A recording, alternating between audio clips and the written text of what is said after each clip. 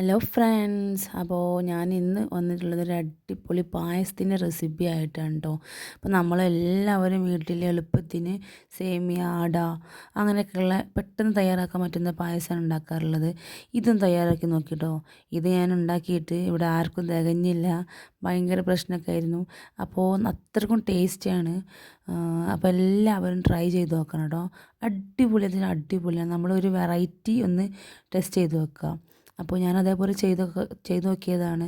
എനിക്ക് ഭയങ്കരമായിട്ട് ഇഷ്ടമായി, എല്ലാവർക്കും ഇഷ്ടമായി കേട്ടോ. അപ്പോൾ നിങ്ങൾക്ക് ഇതിന് പകരമായിട്ട് ചേർക്കാവുന്ന കാര്യവും ഞാൻ പറഞ്ഞു തരാം കേട്ടോ. ഞാൻ ഇപ്പോൾ ഇതിൽ കുറച്ച് ചവ്വരി എടുത്തിട്ടുണ്ട്. സാവോന അരി എന്ന് പറയും. ആ ഒരു മണിമണി പോലത്തുള്ള ഒരു അരിയാണ് കേട്ടോ അത് കുറച്ചൊരു 100 ഗ്രാം ഞാൻ എടുത്തിട്ടുണ്ട്. അതൊന്ന് കുറച്ച് വെള്ളത്തിലേക്ക് മാറ്റി വെക്കണം കേട്ടോ. പിന്നെ ഞാൻ കുറച്ച് ക്യാരറ്റാണ് എടുത്തിട്ടുള്ളത് കേട്ടോ. ക്യാരറ്റ് വരുമ്പോൾ വലുതും ചെറുതൊക്കെ എടുക്കാം.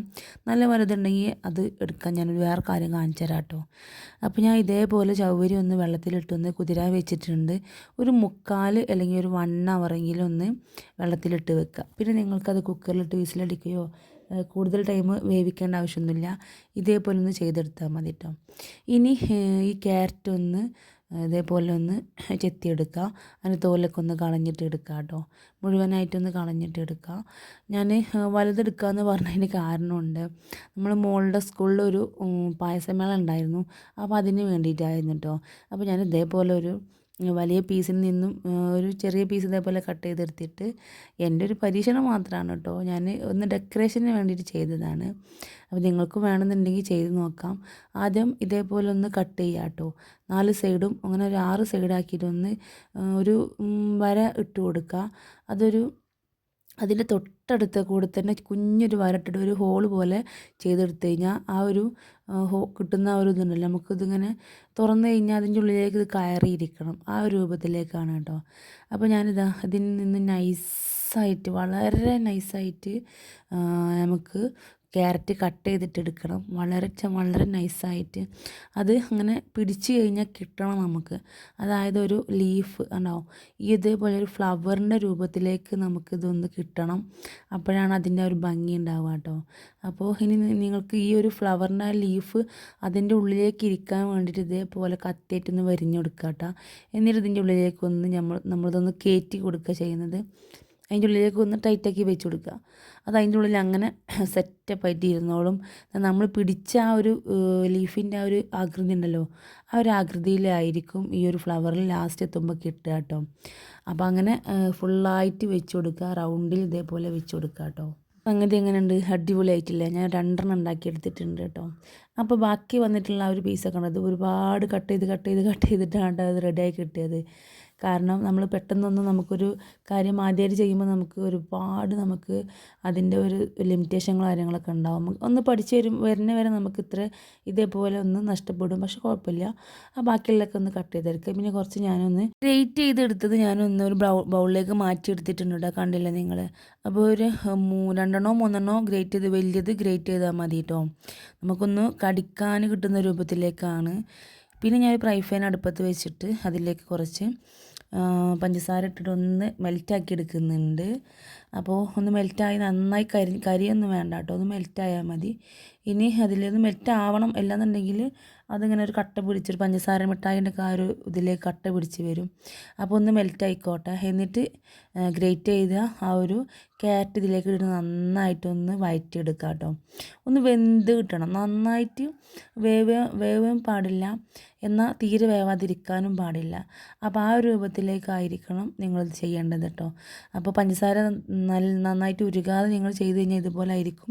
ഇത് കുഴപ്പമൊന്നുമില്ല, നമ്മൾ പായസത്തിലേക്ക് ഇട്ട് കഴിഞ്ഞാൽ അത് അലിയും കേട്ടോ, പ്രശ്നമൊന്നുമില്ല. എന്നാലും നമ്മുടെ ഈ ഒരു ഇതുണ്ടല്ലോ, അതൊന്ന് അലിഞ്ഞ് കിട്ടണം കേട്ടോ, അതായത് ഒന്ന് വെന്ത് കിട്ടണം.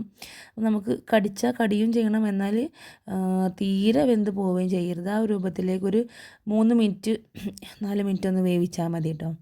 അപ്പോൾ നന്നായിട്ടൊന്ന് നമുക്ക് പായസത്തിലേക്ക് ഒഴിച്ച് കഴിഞ്ഞാൽ നമ്മൾ കഴിക്കുമ്പോൾ ആ ഒരു ടേസ്റ്റ് കിട്ടും. ഇനി ഒരു കടായോ പാനോ എന്തെങ്കിലും അടുപ്പത്തേക്ക് വെച്ചിട്ട് നമ്മൾ പായസം ഉണ്ടാക്കാൻ വേണ്ടി പോകാം കേട്ടോ. അപ്പോൾ അതിലേക്ക് വെച്ചിട്ട് കുറച്ച് നെയ്യ് ഒഴിച്ചു കൊടുക്കുക. എന്നിട്ട് കുറച്ച് അണ്ടിയും മുന്തിരിയൊക്കെ ഒന്നിട്ടിട്ട് ഒന്ന് വറുത്തെടുക്കുക കേട്ടോ. അപ്പോൾ ആ നെയ്യ് തന്നെ നിങ്ങൾ കളയണ്ട, ആ ഒരു നെയ്യ് ഇട്ട് കൊടുത്തിട്ട് ഒന്ന് വറുത്തെടുക്കുക. വറുത്ത് കോരി മാറ്റുക കേട്ടോ. കോരി മാറ്റിയ എണ്ണ അങ്ങനെ തന്നെ ആ ഒരു നെയ്യ് അങ്ങനെ തന്നെ വെക്കുക. അതിലേക്കാണ് നമ്മൾ ബാക്കി ചേരുവകളൊക്കെ ചേർക്കുന്നത്. അപ്പോൾ അത് ഒഴിവാക്കേണ്ടത് ഇതിൽ വറുത്തൊന്ന് കോരി മാറ്റിയെടുത്താൽ വേണ്ടി മാത്രം മതി കേട്ടോ. ഇനി നമുക്ക് ഈ ഒരു നെയ്യിലേക്ക് കുറച്ച് പാൽ, ഞാനൊരു 1 ലിറ്ററിൻ്റെ പാലാണ് എടുത്തിട്ടുള്ളത്. ആദ്യം ഞാൻ 500 എടുത്തിട്ടുണ്ടായിരുന്നു.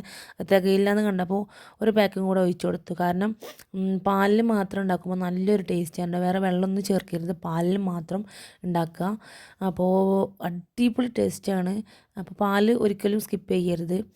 നിങ്ങൾക്ക് പാൽ എടുക്കുകയാണെങ്കിൽ എടുക്കാൻ, തേങ്ങാപ്പാലാണെന്നുണ്ടെങ്കിൽ തേങ്ങാപ്പാൽ എടുക്കുക.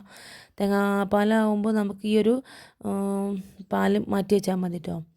അപ്പോൾ ഞാൻ കുറച്ച് പാൽ മാറ്റി വെച്ചിട്ടുണ്ട്, അത് മാറ്റി വെക്കാൻ മറക്കല്ലേ. അപ്പോൾ ഇതേപോലെ ഞാൻ എടുത്തിട്ടുണ്ട്. ഞാൻ ഒരു ചവ്വരി ഇതിലേക്കൊന്ന് ആഡ് ചെയ്ത് കൊടുത്തിട്ടുണ്ട്. ഒരു 15 മിനിറ്റ് വെന്ത് കഴിഞ്ഞാൽ തന്നെ ചവ്വരി ആയി കിട്ടും കേട്ടോ. ഇനി ഞാൻ നേരത്തെ കട്ട് ചെയ്ത് വെച്ചിരുന്ന ആ ഒരു റൗണ്ട് ഷേപ്പിലുണ്ടായിരുന്ന ഒരു ഇതുണ്ടായിരുന്നല്ലോ, ക്യാരറ്റ്, അത് ഞാനൊരു കുക്കറിലിട്ടിട്ട് വിസിലടിച്ചിട്ടുണ്ടായിരുന്നു. ഒരു 2 വിസിലടിച്ചാൽ മതി കേട്ടോ, നന്നായിട്ട് വെന്ത് കിട്ടും. ഇനി ഞാനത് മിക്സിയുടെ ജാറിലേക്ക് ഇട്ടിട്ട് കുറച്ച് ഏലക്കായും കുറച്ച് പാലും കൂടെ അതിലേക്കൊന്ന് ആഡ് ചെയ്ത് കൊടുക്കുന്നുണ്ട്. അപ്പോൾ ഏകദേശം ആവുന്ന രൂപത്തിലേക്കുള്ള ഒന്ന് അടിച്ചെടുക്കാം. അപ്പോൾ നിങ്ങൾക്ക് ഇതിലേക്ക് ഒന്നും കൂടെ കുറുകി കിട്ടണമെന്നുണ്ടെങ്കിൽ ക്യാരറ്റിൻ്റെ എണ്ണം കൂട്ടുക, എന്നിട്ട് വേവിച്ചെടുക്കുക. അപ്പോൾ അത് വേവിച്ചെടുക്കുമ്പോൾ നമുക്ക് ആ ഒരു ടേസ്റ്റ് കിട്ടും കേട്ടോ. ഇനി നമ്മൾ ആദ്യം കാരമൽ ചെയ്ത് വെച്ചിട്ടുണ്ടായിരുന്ന ക്യാരറ്റ് ഗ്രേറ്റ് ചെയ്തിട്ടുണ്ടായിരുന്നല്ലോ, നമ്മൾ പഞ്ചസാരയിൽ അലിച്ചെടുത്തത്, അതൊന്ന് ഇതിലേക്ക് ആഡ് ചെയ്ത് കൊടുക്കുക. അപ്പോൾ തന്നെ നന്നായിട്ട് കുറുകി വന്നിട്ടുണ്ട് കേട്ടോ. ഇനി ഇതിലേക്ക് നന്നായിട്ട് കുറുകി വന്നിട്ടുണ്ട്. ഇനി നമ്മൾ നേരത്തെ അടിച്ച് വെച്ചിട്ടുണ്ടായിരുന്ന ഈ ഒരു ക്യാരറ്റിൻ്റെ ആ ഒരു മിക്സ് ഇതിലേക്ക് ചേർത്ത് കൊടുക്കുക കേട്ടോ. ഇപ്പോൾ നന്നായി തിക്കായി വന്നിട്ടുണ്ട്. ഞാൻ കുറച്ചുകൂടെ ചുടുവെള്ളവും പാലോ ഒന്ന് ആഡ് ചെയ്ത് കൊടുക്കുക കേട്ടോ.